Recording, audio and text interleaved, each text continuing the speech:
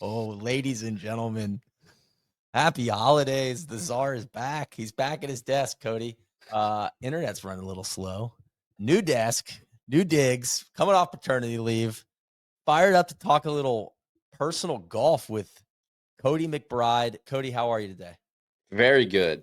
This is not the trap draw. This is not the booth. Somehow Not we the got booth. we got the keys to the big show, and we're Well, here. we did get the keys. Some of the boys are traveling, making some content. I've loved doing these personal golf spotlights. I raised my hand. You and I, in my last time I played, I played last week, my last round of the year. But last time I played before that was September in Montana with you, and that video just came out last week. So if you haven't checked that out, look that up on the YouTube channel. Cody and I exploring the Flathead Valley of Montana. Just as I think I said in the video, an area of the country that's leading the field in strokes gained, good memories, and a place near and dear to your heart growing up, which is what we're going to talk about today. How you got into the game, your personal golf journey, which you've got some interesting stuff that I don't know if the audience knows about. Some semi-pro activity, some high-level play in the past. But let's level set for the people. Give me your current handicap, your current ball speed with the driver, and your kind of maybe sum it up in 2-3 words, your personal feelings on your golf game as we round out 2025. Yeah, I think my current handicap as of this morning I'm a 2.4 index. There's a lot there. Ball speed, driver. I originally on my notes, I wrote down 160, and I think that was being overly nice to myself. I'm comfortable being like, if I'm in the high 150s now, which is a big improvement. Shout out to the stack. I firmly believe that speed training does work because I've seen it firsthand. But I also know that I have devices and everything that I can get it into the low 160s, and I'm comfortable putting that on the record right here. So I'm sticking to it. What 159 to 160, I'm okay with that number. so you preface that what was the peak ball speed for you? And when did it go sideways? Or not sideways, when did it go down? I don't think I've reached my peak yet. I think I'm Okay. still climbing. See, I think there's a lot that's going to come out in this episode, but I'm very firmly in, I would say, the lost generation of golf technology, where I grew up playing as a kid, and I remember playing with wooden woods. And when I first got, my first metal driver was not until I was later into middle school, early high school. And it's just one of those things where I was taught how to play golf, to hit the golf ball in the center of the club face. It doesn't matter if it's your irons, if it's your driver. And most of the time, that was not swinging as hard as you can.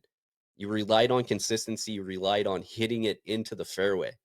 So I naturally developed a very slow golf swing. And it took me a long time. I don't think all the way until I started at no laying up to realize how slow my golf swing actually is, and how slow my ball speed is. And the light bulb moment for me, because I was away from the game for a long time, and when I came back, there was a bunch of new technology with TrackMan and Foresights and all that other stuff. I paid zero attention to any of those numbers growing up, or even into when I was a young adult. And Solly, TC, and I went to Korea, and it was my first time ever hitting golf balls in an indoor simulator, and hitting balls with Solly and TC. And TC had higher ball speed than I did, which TC is known to be kind of a poofer. And I was like, huh, that's weird. Maybe it's like the flight, it was an 18-hour flight here. My back's a little tight. And then Solly going up and like effortlessly being like cruising in the mid 160s, getting it up into the 170s a couple times, and Solly just being like, yeah, just like swing harder, swing faster. I'm like, I think I am. And my body just was not moving. So that is where the generation of this idea of, I know that I am capable of putting on to adding speed. And I knew that my body had limitations from injuries and everything that I've had in my past. But going to TPI and talking to Dr. Rose and coming up with a plan, and I was adamant and I stuck to that plan. And he was very, very quick to be like, yeah, man, it's been a joke in golf for a long time when Tiger brought it up, but like your left butt cheek like does not fire. Your glute doesn't fire at all. And what happens is that in your transition, when you're shifting your weight from your right side to your left and then exploding, using the ground, exploding up, when you go to explode, there's a chink missing there. So that your Sure. body's not doing anything. There's no explosion. And you just kind of it's a slow decel into the body. So we fired that glute back up. I've obviously transformed my body a little bit. I let go of the excuses and shed. I've lost 50 pounds in 5 years, Hell which yeah. is, a crazy number to think of, but it's put me back doing physical stuff every single day. Part of that is not just running, even though running turned into a lot more than I ever expected it to be, but it's weight training. And then when the stat came on board and they're like, no, truly, just like go swing it, and you follow the methodology, it has worked for me. So I went from in Korea, I remember we have videos that was like I was at 149, 150 ball speed and thinking that I was like swinging at 190. I thought I was Yeah. Justin Thomas or Cam Young or somebody like that, just absolutely cruising. And to where I am now and continuing to do it, I think I've made very good improvements, but I have not reached my peak, Neil. Good answer. All right. Well, give me your personal feelings on your game in 2025 at a 2.4 handicap and a 160 ball speed. How are you feeling about the game? Peaks and valleys, just like everyone else. I played more golf this year, which I wanted to. Last year I didn't really end up playing a ton of golf, but what got me this year, I think, is just complete lack of consistency. But I've have a process. I'm trying to change some things in my swing, which opens me up. It makes me extremely vulnerable to having some bad rounds out there. And for me, when bad rounds start to pop up, they kind of come in streaks. And then all of a sudden, out of nowhere, you'll be like, "Wow, I found it!" And then you're just kind of back on this normal spread of just high 70s, low 80s, which I understand is good. I should be Yeah. proud of those numbers. I'm just not. There's some, we have some more video content that's getting ready to come out where I play really, really good in day one of things. And then day two, I don't know what it is. It's just, it doesn't matter if it's something on video or a trip or something. I think it's just my body. I just get tired, which is tough because I can go run and just beat up miles and be in the zone and not really think about it. But I'm not in very good golf shape, and I don't really know how to fix that outside of playing more, and that's just not possible right now. Yeah. All right. So you're 2.4. I mean, because some of your mindset is, what was the lowest you've ever been? It was a scratch. I was a plus for a bit. Yeah. So that plays into it, right? You're like in your head, it's like if I went and played pickup basketball right now, my mind would still think like, do these things. And it's like, brother, you can't do those things anymore. You ain't Euro stepping like you used to. I think there's a lot of truth to that in golf, where you get so down on yourself because you mentally think you should be at a certain level. Um, so you be kind to yourself, I guess is my point. What do you think Yeah. has caused you, other than just not playing? Like what? Obviously not practicing as much, but like what do you do? What did you do really well before that you've seen like you know disappear or doesn't show up quite as much? Like why? What's the reason for the backtracking other than I don't practice a ton? Give me something other than that. uh, yeah. If I don't really play as much golf as I probably used to prior to kids. And if you're taking the lack of practice, because I'll say this, I'm a person who I would much rather go to a golf course and chip and putt and hit balls on the range for a little bit, but really spend a ton of time chipping and putting. I firmly believe that like your pitching and your chipping motion carries over so much into your long swing. If you figure out where the bottom's at, chipping and pitching is especially like where I'm at now in Texas and when I was in North Carolina on tough grain, like your ball striking and your swing's going to be fine. And when you take those two things away, the lack of play, the lack of practice, there's not much there to fall back on. I did play golf yesterday, How'd and that go? this is a prime this is a prime example of kind of where I'm at and the peaks and valleys. So yesterday I had the opportunity to go out and play Wild Spring Dunes, and it was, I was one of the first people that got to go out and play all 18 holes. It's been closed to just the first 8 holes for preview play, and then slowly they're going to expand it for more people until they get to their late spring opening date, and the resort and everything's going to be finally open. But before that, my last round of golf that I played was at the NIT in the beginning of November. I have not taken my golf clubs out of my club glove travel bag since I returned from Phoenix. I haven't swung a club or anything. And I shot 70 yesterday. And God, that was that's without any honeymoon gimmies. phase. That was without, anything. I wasn't picking things up. I had an eagle. I holed out on a par 4. I had 2 other really good birdies. I had 2 kind of dumb bogeys of just first time seeing a golf course and trying to be way too aggressive, and, clean living pretty much. Yeah. And I was like, wow, this is incredible. And, the whole thing is, yeah, it's a complete honeymoon phase, because if I went and played today or tomorrow or the next time I do play, I know all these things are going to catch up to me. But I think there is so much left that I have in the tank. And I go back to, I had the same feeling at the beginning of January this year, when TC, Ben, and I went down to Argentina with Wolfie. And, it's winter and nobody's really practicing a ton. You're not getting swings in. And I was like, who knows how we're going to play on this trip outside of TC, because it's like his peak time of year. Mhm. And I knew TC was going to stunt all over all of us. And I played so good on that trip. And I think the highlight is, TC and Wolfie. We're playing a 2-man game the whole trip, but TC played so good at the Jockey Club.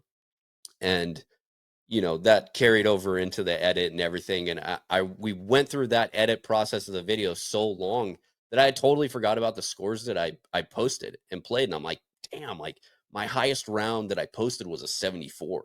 I had like a bunch of 70s, 71, and then that 74. I was like, this is really good. And then the next trip that you go on, you're like back to the 80s, and you're constantly sitting there searching, like, what went wrong? Well, yeah, Yeah. man, because like you just didn't practice. So Yeah. I have made a personal investment, and it's because where I live in Texas, it's quite a ways. I basically have to drive like 40 minutes in traffic to get to the nearest practice facility. That in the summertime, you're hitting off turf, but I don't really care about that too much. But the short game, I love Texas Rangers short game facility, because you can hit any shots you want from slopes, from bunkers, great putting green. The people out there are so great, but it takes me a while to get out there. And if I'm going to practice, like, it's an investment of time. So I bought a big old net, and I bought a really high quality piece of hitting turf for my backyard, and it's already in the garage for the wintertime. And I'm investing the time, and I'm just going to keep, putting swings down and working on things that Corey and Alan at Altus are helping me with. And I want to get better. And I've never been more motivated to get better than I am now, which I think is Hell a yeah. great spot to find myself. That's what I like to hear. Inspiring stuff there. So I'll ask you the question I asked Randy. Do you think your best golf is ahead of you? 100%. 100% I do. God, I love that. Good. I do. You know what? I do too. I'm on the record with that. That's exciting stuff. But you have a bit more high level golf in your past than I do. Give the people, like, tell us the story of the Latin American event you played in. Right? Didn't you play like some semi pro golf like while you were in the army? Yeah. So what happened is that I kind of had like I was gifted some time off in 2012, and I didn't really know what to do with my time outside of, I was just playing a ton of golf, and this was before kids.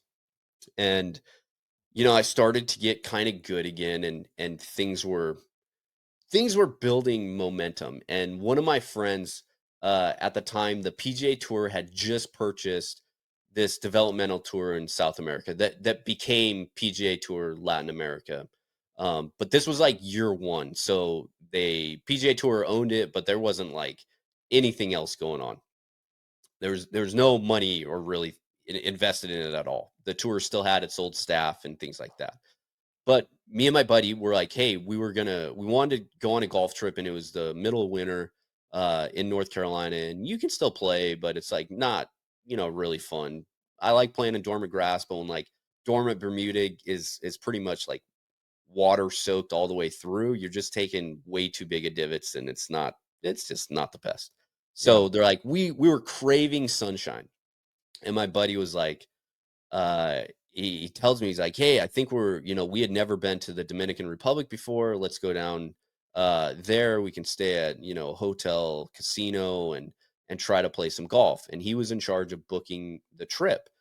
And when he went to the website to like book it, because they had a golf course on site, he couldn't get tee times for like 2 of the days that we were going to be there because they had a tournament on the books. And he looked at it and he was like, oh, they have like some, professional event that week.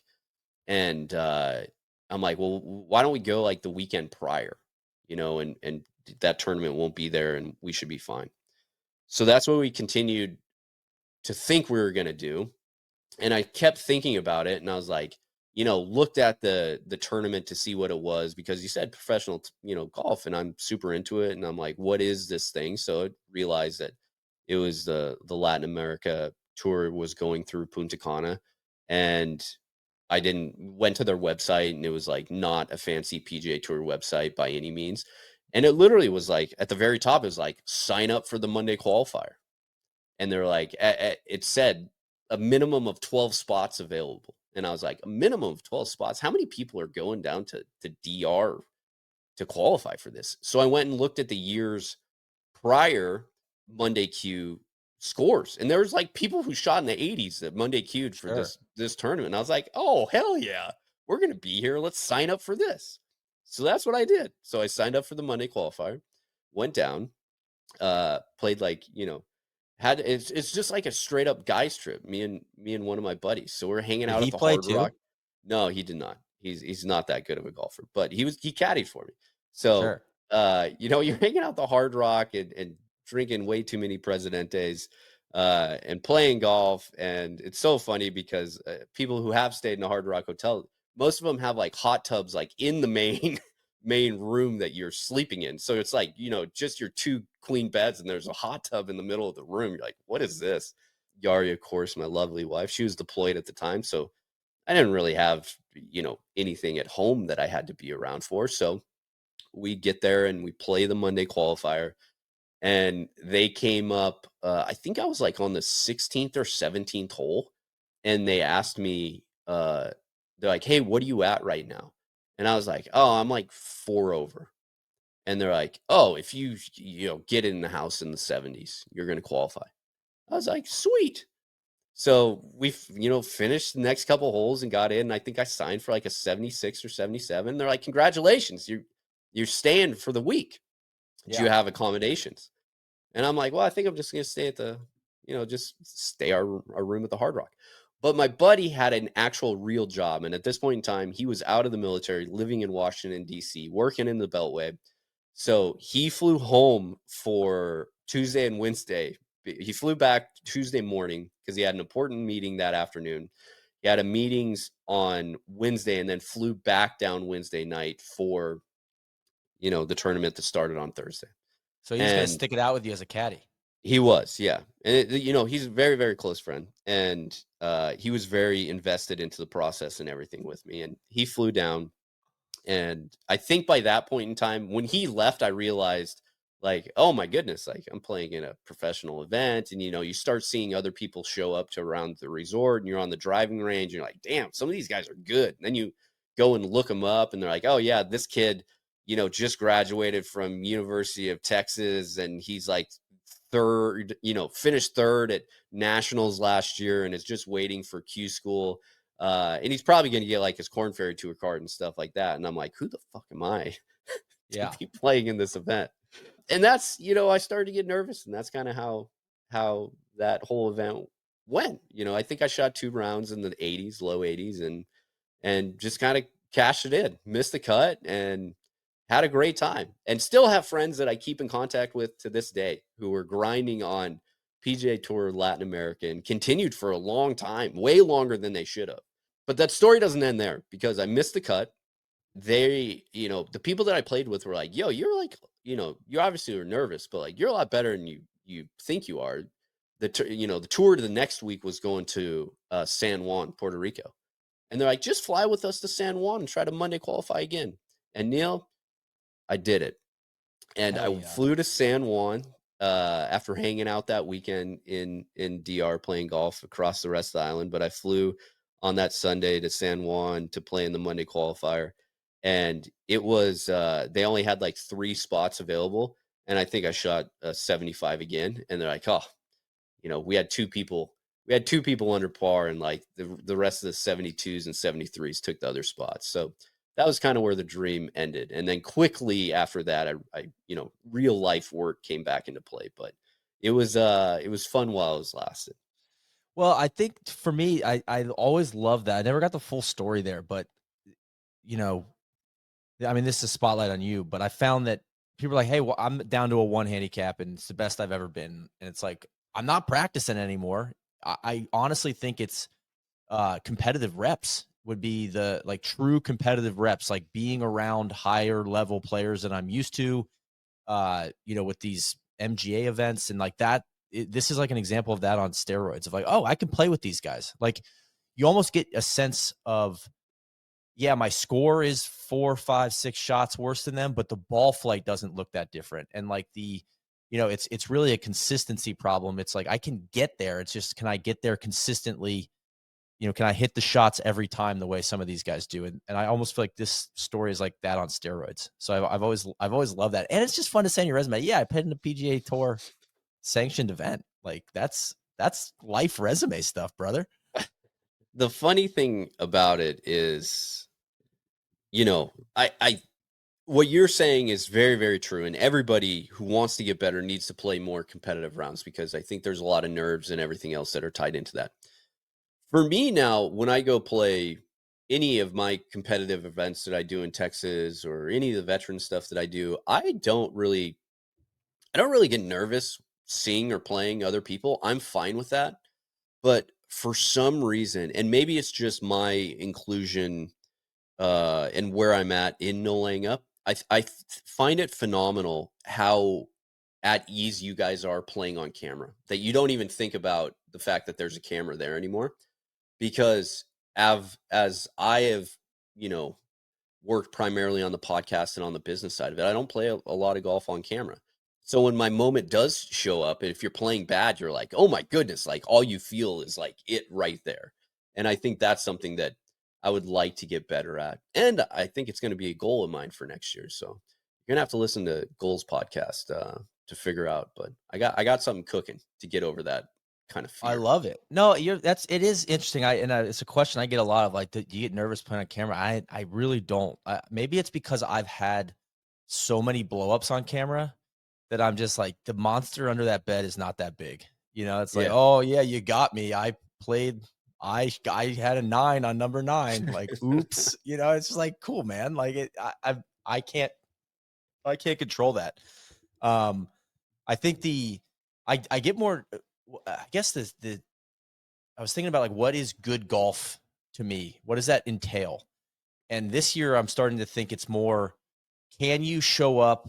It's like the order of merit stuff. Like when you sign up for these events, it's like, can you summon it on this specific day for this round versus like the holistic, like in the past, it was, I want to be a plus handicap. That's still true. But I almost get more joy out of like, I got a tournament 2 Mondays from now. I need to show up and shoot 73.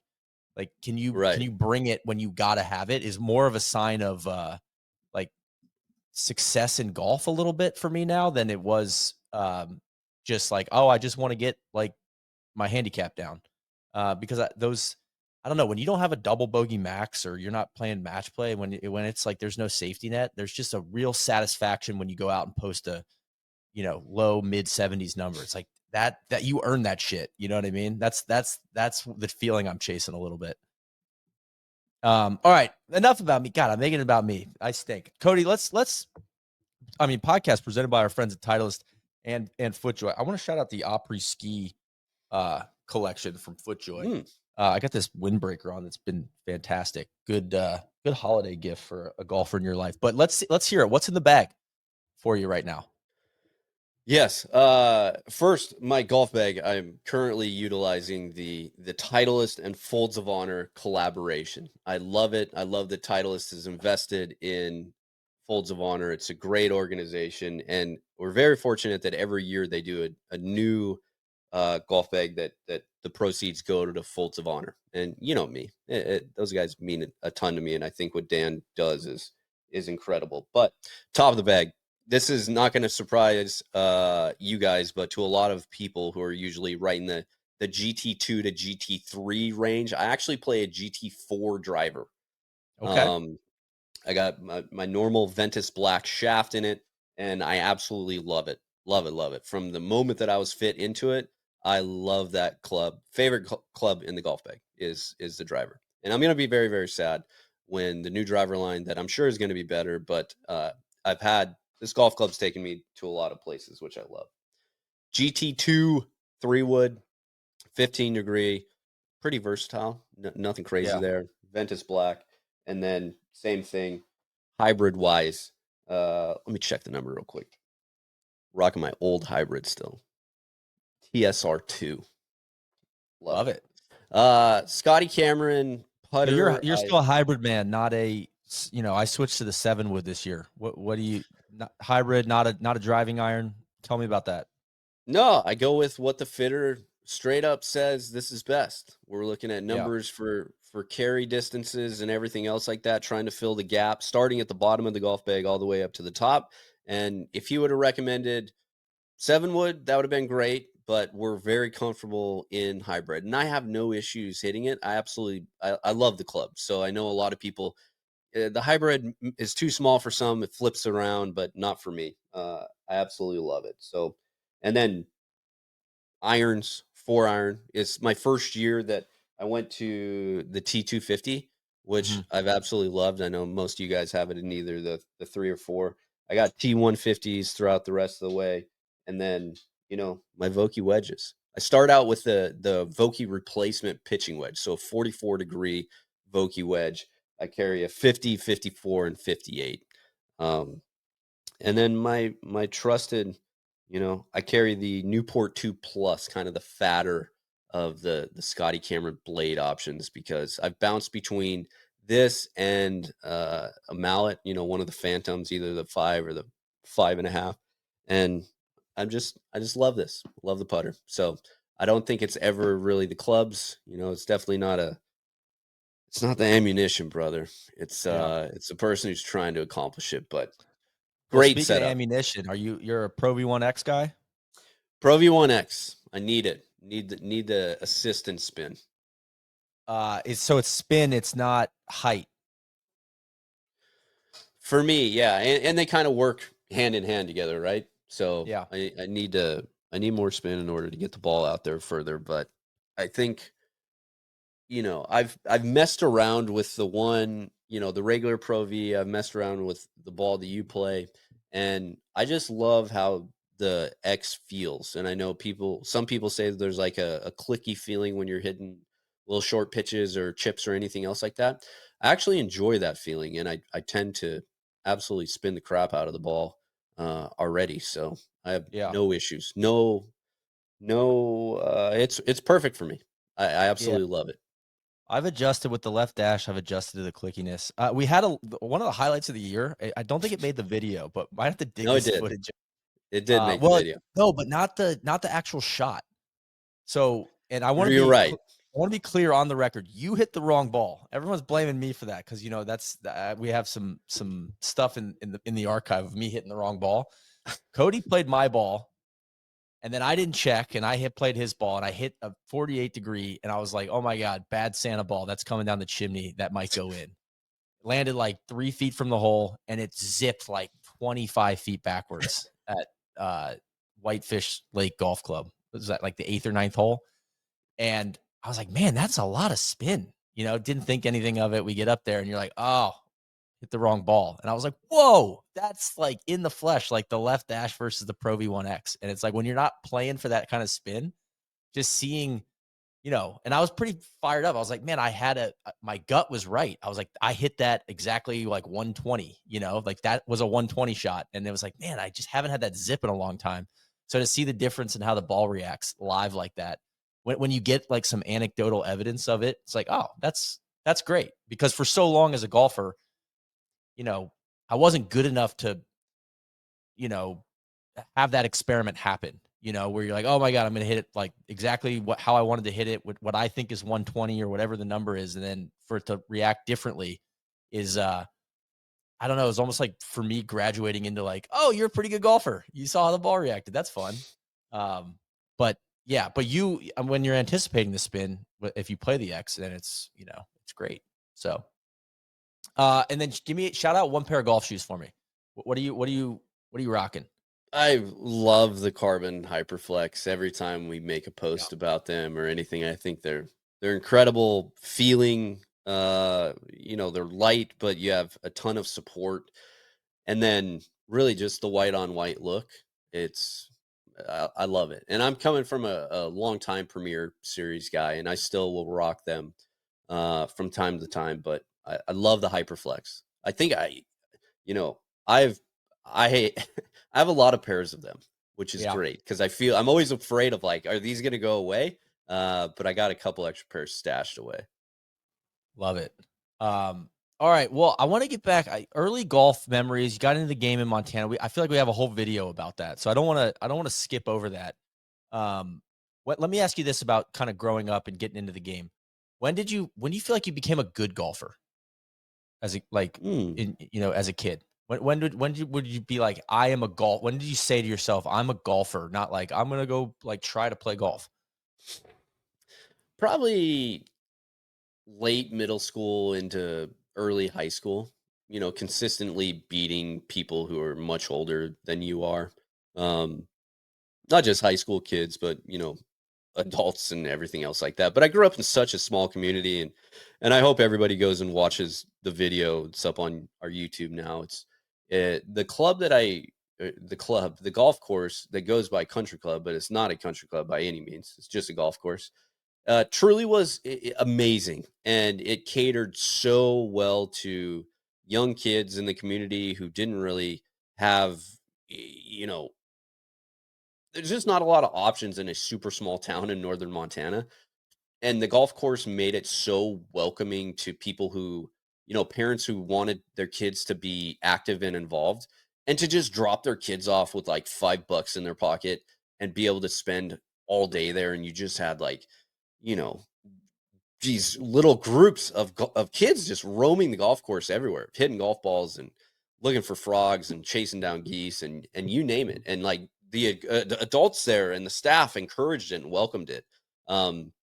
So when I started outpacing the rest of them, that's when I knew that I was, at least doing something right. Yeah, you're excelling in your pond.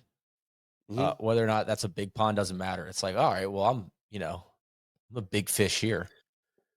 Well, when that's all like that's Yeah, truly all and this is way before social media or really even the internet. You yeah, just the only golf that you really watched was on TV, and that was just on weekends. And Tiger Mania, and it was just awesome. I felt like I feel like the kids now are going through this, but I remember in like the mid to late '90s and Tiger bursting onto the scene, like golf kind of became cool, and you started to see the people who were way more into football and basketball and everything try golf. And then that quickly they went back to their normal sports. But nowadays I think you see kids sticking around golf and it being much more of a thing. But it was cool to experience that. yeah. All right, well, let's go there. Favorite golfer of all time? It's hard not to go Tiger here just because of everything, but I'm very much with Randy on this boat. Is that I was a huge Phil fan. I thought the way that how charismatic he was with the crowd, the crazy shots, that he would pull off and the ones that he would attempt and not successfully do. Um, like it really drew me in, and it was so funny. Shout out to you and the mock next, but like early, late '90s, early 2000s Phil, where he's chubby and wearing any you name accounting firm visor, Yeah. with a big Ford logo. Remember, he wore the Ford badge for so long, A black and shirt, pinstripe pants. Yeah. exactly, just doing aspirational stuff and trying to do aspirational stuff, but just never really was there. I've Yep. always related more with the underdog. And I think, just growing up in Montana and being a sports fan in general, you're always kind of put in that position just because there's no professional team. We pride ourselves on our college football. I'm a huge University of Montana Grizzly fan. We're still in the playoffs, by the way. And, we're just really not there, and you'd watch all these big programs, whether that's college or professional football, basketball, baseball, and you're just like, yeah, we're just like a ring lower than that. And it made you constantly root for the guy who is like, you know, just trying to take somebody else that's bigger than them down. Yeah. All right. Flip side, least favorite golfer of all time. Man, I don't know. Probably Mike Weir. Mike Weir always kind of weirded me out. Sure. Which again, people are like, "What? Why Mike Weir?" It's very there's where I was at, there's such a heavy Canadian presence and influence that most of the people that I grew up playing golf with and around were all Canadian kids. They would come down from Alberta, and when I grew up playing junior golf, I was up traveling through Canada for junior events and things like that. So Mike Weir was huge, man. But he always kind of gave me, I don't know, there's just something off about him. It wasn't because he's left-handed or like kind of small or anything. He was just kind of seemed like he was like just the guy that was just kind of there. Um, but I remember when Fuzzy just passed away, and I remember the comments that he made, and I remember that like pissed me off so bad to be like, dude, like what are you doing? And I always the old guard of things when they start to act up, no matter if it's golf or anything else, it just kind of always is like, yeah, okay, it's like get out of here, man. Like you Yeah. guys are trying to hold on to something and change is coming and you gotta kind of embrace it. But I Yeah. don't know. Mike Weir, I didn't, I never really against Mike Weir. I did find his pre-shot routine unnerving. The full club back rehearsal, maybe because he is Yeah. a lefty. It's just like everything about it is like, oh, I don't love that. That's a good answer. It's a No, hard question.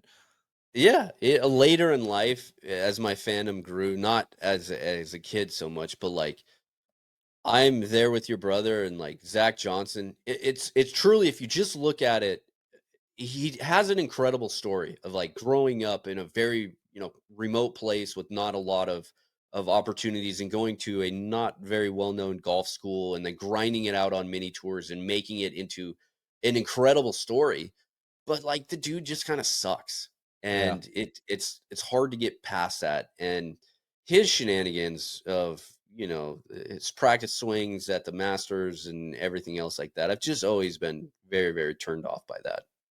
Yeah. No, I know. It's like on paper you want to think like, oh no, Zach Johnson. That's a great story. And it just doesn't, it doesn't look good when you pull it off of paper and into real life.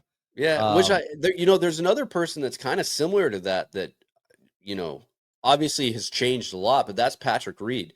Patrick yeah. went and Monday qualified like 13 times in a row, just doing crazy stuff after a very kind of crazy college career of moving universities at a time that really didn't happen, and the Well, stories around and that. for some bad, yeah, some of the wrong reasons. Yeah, but the stories around that, and then coming out and like being so, the self-belief, cockiness, whatever you want to call it, of him rolling up to Doral and being like, I'm one of the top 5 players in the world. Like I don't understand why people aren't talking about me. I always was like, I kind of want somebody like that. But I know. obviously another person who like just went way too far, over the deep end on it. But Well, I said it's it to you when we were at the PGA this year. We watched Reed for 5 or 6. I'm like, I miss P. He's yeah. just the greasy hands. I felt that way at the Masters too. I watched him for 9 holes, I think. I'm like, God, like he plays, I don't know, the brashness with he plays. Yeah, the confidence is just like, I miss him. I miss P. Absence makes the heart grow fonder. Yes, it does. All right. Moving forward, what's like what I don't want to take away from your goals, but let's do it now. Like, what is the goal for next year? Like, what give me some golf goals you're looking. Maybe if you had one this year, what was the goal and how's it going to change going into next year? Well, I think one of my biggest goals this year was I wanted to get back below a 1 index, which I was for a little bit in the spring. I think when we did our mid-year gin check-in, I was below Yeah. 1. I was like at a point 0.9. That didn't last. Just June, July, August, I put together some horrible rounds. So I'd like to continue to lower my index consistently and have it remain there. And I know there's a lot of things that go into that, but I got a plan in place. I want to win something. I always Hell put yeah. either the NLU Club Championship, the NIT, something up there, and I put myself in position for both of them, and you know, just didn't have it in me. I was just not prepared, and and didn't end up successfully executing there. But I did get a dub. So something that I didn't call out, our Team NLU, went to the Roost Club Championship, and I played so good that week, and very, very proud of Solly, Casey, DJ, and myself for how we performed against people who, Solly and I were playing people that have, they're getting a lot of pops out there at Sweetens, and you Yeah. can't make mistakes there. So you got to hang up just pars and a lot of birdies to try to stay ahead. And I was able to do that. So very, very proud of myself. And I'll probably roll that over to next year too. Want to win something, got to compete better when we're on camera, and get that index down. And I'm going to sign up for People some big. I'm going to sign up for some big boy qualifiers. It's very, very hard when they're in that June, July schedule work wise for us just creeps up. So you got to Yeah. be ahead of it. And I'm going to dip my toe back into the veterans golf stuff because I think that, I don't know, it's a community that means a ton to me and I want to get back out there. Good. I think people underestimate, doesn't matter what kind of dub it is. Getting a dub of any kind is, does wonders for the psyche, when Mhm. winning a Roost Club championship, just made up events, like winning a member guest, like go I encourage people to go out and chase a dub, big or small, regarding golf. Um all right, this is always a fun one. I enjoy asking on these spotlights. If your golf game was a car, what kind of car would you be, Cody? I think I'm some sort of like Volvo, something Okay. that's built built to last. Might not be tipping out at incredible speeds. We're not laying down quarter mile records or anything else like that. But it's sturdy, it's dependable, and it's going to get you where you need to go. Pretty smooth, quiet ride. I think Mhm. you probably hold the title of like the prettiest golf swing in NLU. I mean, it looks really good. It's the best tempo for sure. I like that. A Volvo.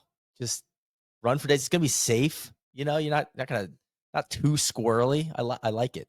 Like it a You know, I lot. get I get that comment a lot about the tempo of my golf swing, but it does grow. It goes back to how I was taught to play golf. And my passion for golf strictly comes from having incredible, you know, PGA professionals that have heavily influenced me throughout my life.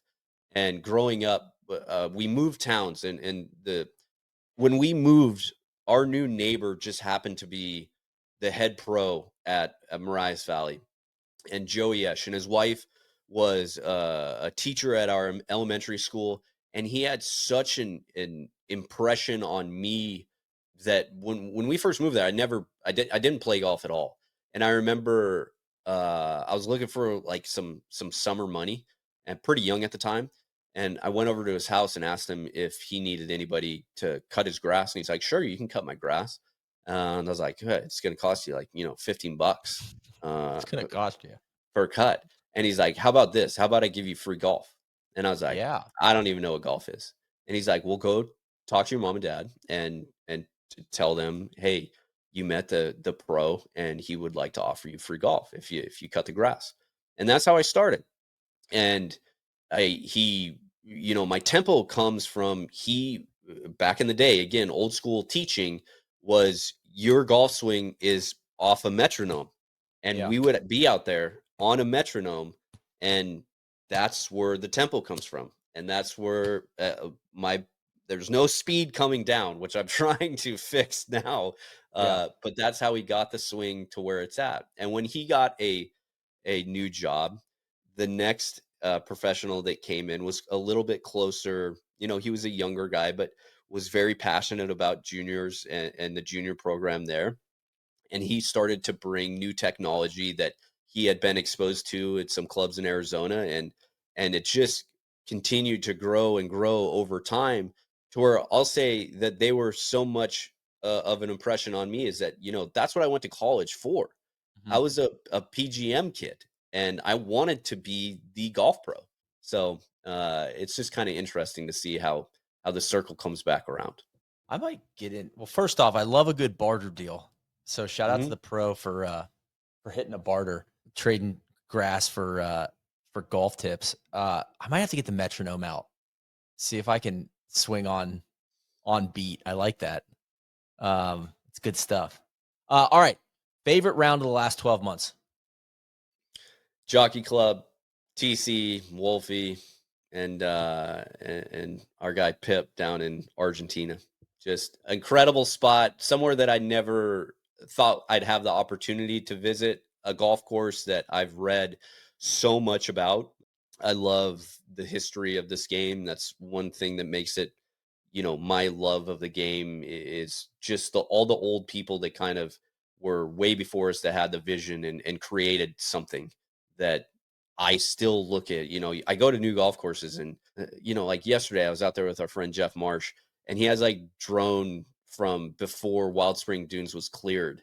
And he has Doak out there like explaining where the green's going to be, and I'm like, how the hell do they see this, man? I Like, it's know. just a map with contour lines, and they know exactly where everything's going to go. And I'm like, I just see a bunch of trees. Like, how do they Yeah. envision it? And But that's also, how do they decide? Like when I see stuff and I'm like, it's almost paralysis. Like, well, why'd you put the green there? Like, wouldn't it have been cool? It would have been cool if you put it over to the right too. Like, how do you make that decision? It's like I could go anywhere. So then you just don't. You can't decide. Ah, I know, it's crazy. But Jockey Club was it. It's such a special spot that not a lot of people get to ever see. And the fact that it's like completely, it's been sitting there the same way since 1930, and like nobody's touched it, which is a positive thing and a negative thing at the same time. yeah. We got it. All right. Let's get right to the main event. List your 10 favorite golf courses in the world, 10-1. You got to rank them. It doesn't have to be the best golf. Everyone's kind of gone about this differently, but it's fantastic exercise. We need your top 10, Cody. Okay. This was surprisingly difficult for me, just like everyone else. And I'm going off of strictly golf courses that I have played, because I've had the privilege of working at No Laying Up and going and seeing a lot of places, but usually through a video camera. I don't Sure. play a lot of golf on tourist sauce, and there's places that I've gone to and seen and can talk about that I just have never played at. I'll hit a putt here or there, or chip, but never. Number 10, I'm going to start out something that is most recent to us. I call it truly like the center of golf in northern Montana. That's Whitefish Lake. I don't care if you give me the north course or the south course. It's the center of gravity for everything that they have going on there. And plot me down on either side of that property, and I'd be a happy, happy camper. Love it. Number 9, I am gonna go with something that kind of got me into, not so much meeting you guys, but brought me into the actual content fold, and that's Southern Pines. I love it. It was a passion project of mine. People, I think, forget they go and check out Southern Pines now, that they're like, oh yeah, this is cool, and they redid it. I don't know why they redid it or what it looked like prior, but we were so close to having Southern Pines be no more, and a bunch of Yeah. townhouses and people, sales offers and bids that were made for that property and accepted. And luckily, we, through straight community support, were able to fight back a lot of that. We stood up, uh, we stood up foundations and charities to try to protect it and to make sure that that wouldn't happen. For it would still be a green space that's open to golf and everything else. So, true passion project, and something that was probably the first thing that I actually got, super into community organizing and things like that. And to see it come through and have the Millers help us out as much as they did, it was just, it's just incredible. And I'm very, very thankful to be at that spot in my life to be able to be a part of something like that.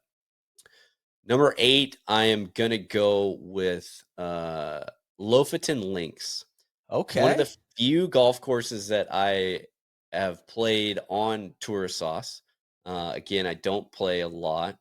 The fact that it exists, I think, is truly incredible. The Sure. views, uh, the turf, which is like, how are they keeping this going? It's truly, we get back from places like this and we always say, "Oh, I can't wait to go back there." I want to take my kids there. I want to go Yeah. hang out with the girls there, and just for them to be in awe, just like I was, because it was it was crazy, crazy, crazy. Yeah. Good one. 7 is a place in North Carolina, fortunate to play quite a few times, Old Town Club. I say Ah, I like this that. because Old Town, a lot of people, fashion it to be the little brother of Augusta National. It's, one of the few times that I've gotten to experience Mr. Maxwell like that. And it's just, it's an incredible piece of property. And it was one of the first times through my kind of journey of like, why are you putting this here, and why is our golf courses routed and set up the way that they are? And I think that property, it's very easy to see how the routing came to be, and based off of the land. And I still think the the kind of reveal that you get once you cross back over the parking lot, and I can't remember if that's what is that, 3 or 4, and like Yeah. walking down and you see it all open up to you, I was like, holy cow, man, this place is special. Well, I um love the way they use the creek. I mean, it's one of the coolest routings in golf, I think. And Somerset Hills up here in New Jersey is another one where those courses hold a similar spot in my brain where they're just so charming. Like the word charming is what comes to mind. It's like, yeah, it's kind of just like a random part of the country that you wouldn't really expect there to be this like top golf course in. And it's like, man, something about this. Like there's like nothing really jumps off the page at you. Just really like a creative use of solid land. But it just becomes so like if golf courses could have charisma, I feel like both of those courses have a ton of it. yeah, completely agree there. Somewhere else that you're also familiar with is next on my list, and that's Cal Club. I Okay. think it's, where it sits at in the city, the fact of ease of access. I still got to get back and play the 18th, like when it's actually opened. But Yeah. to, again, another piece of property that I think they're extracting the maximum potential of it. And it's just a really cool spot. The bar, everybody talks about the bar, but also like the golf God. shop and how small and quaint it is. And the rooms upstairs and everything that they kind of got going on there. It was just awesome. And through the through line outside of all that stuff is the Yeah. golf course. And Yeah. people there are very passionate about that golf course and taking care of it. And I think that the staff do such a great job of defending what they have, because it truly is a special place. Yeah. Good one. Next, we're going to go to Old Faithful, Pinehurst number 2. It punches me in the mouth every single time.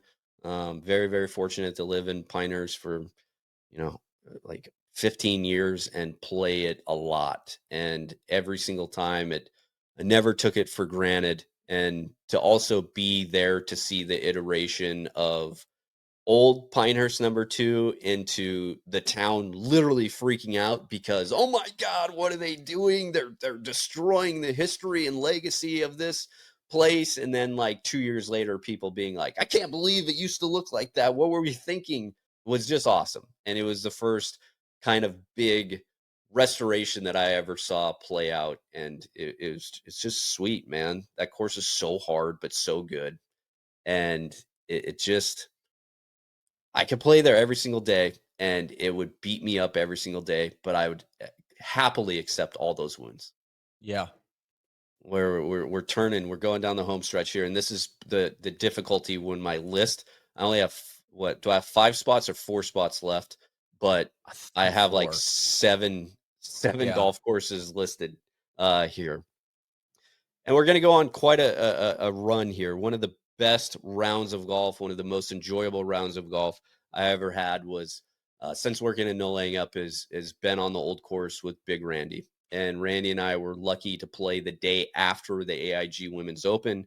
We played the same tee boxes, the same pins from that Sunday when when we saw Lydia win her AIG Women's Open and go out there on a beautiful day. There's not a lot of wind. There was no hardly any rain, and just experience it was awesome. And I totally get it. And the crazy thing is that I had made 2 trips to St. Andrews prior to that and had never played golf.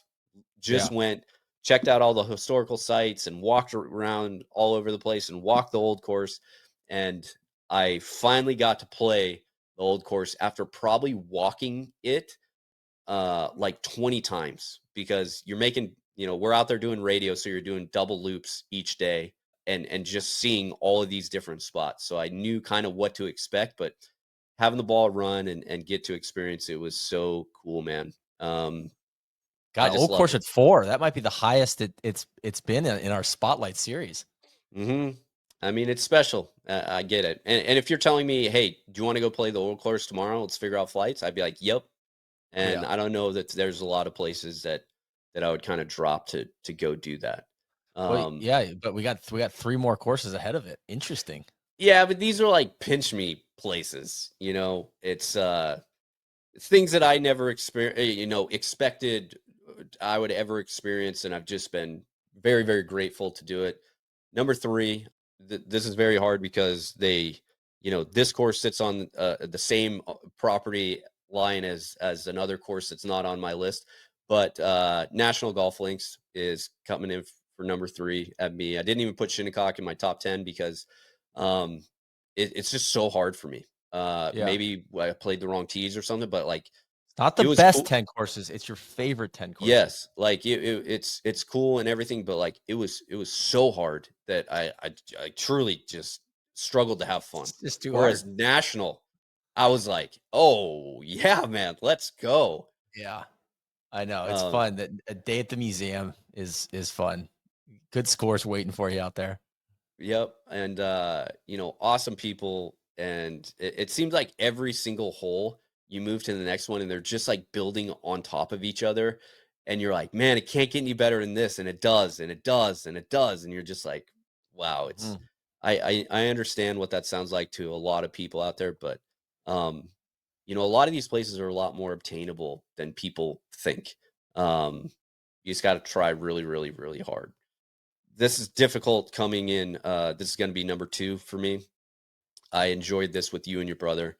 That's Cyprus. I don't Sure. think I'll ever play there again, but one of the best mornings that I've ever had with an incredible host, and it's something that I will never take for granted. And if that's the only time I get to play that course, man, I'm just so thankful and grateful that it was with you two and him because it kind of was peak Yeah. peak stuff there for me. That gets me to number 1. I'm so fortunate to be at this place, you know, 3 or 4 times now, and it's Sandhills. I absolutely love it. I would move to Mullen in a heartbeat. I would move to Denver if Yari let me, and I would drive out there. A lot of it is the hosts and friends that we've been able to meet, and what they mean to me and my family and everything else like that that goes so far beyond golf or anything else. It's more about life. But when you boil it down, it's the best spot in golf. Ben's Porch is by far my favorite spot in the world of golf, and I could sit out there and eat breakfast, lunch, dinner, or go out and catch a ton of shooting stars, enjoying some drinks with my friends, and looking out at a golf course that you're like, wow, this is it. This is it. And it's just very, very, very special.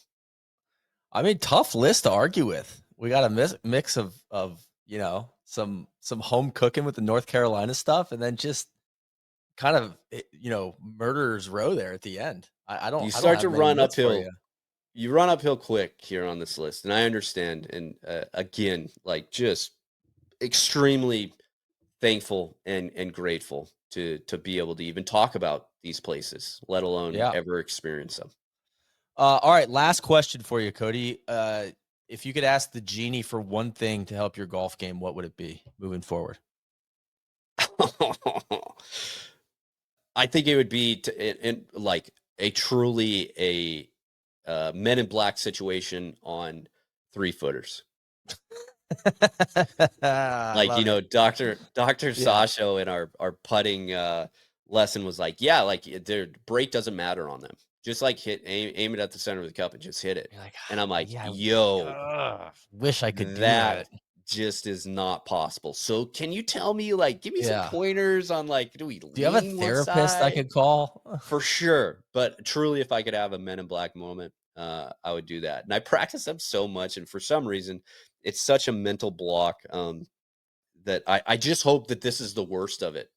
I Sure. truly do. Because if it does develop into like a yip or something like that, because that's where we're borderline, I'm borderline yips right now, which is a scary spot to be in. But again, we got a plan. We're going to move forward, in trying We're to gonna try execute the it. plan. Yeah. Yeah. All right. Well, keep us posted on how that goes. Or I'm sure maybe it'll show up on camera at some point in the next 12 months. All right, good Never stuff. know. Thanks for joining me. No, Yeah, I thanks think for that's it. hosting. Yeah, it was Sure. awesome. Good to be back in the saddle.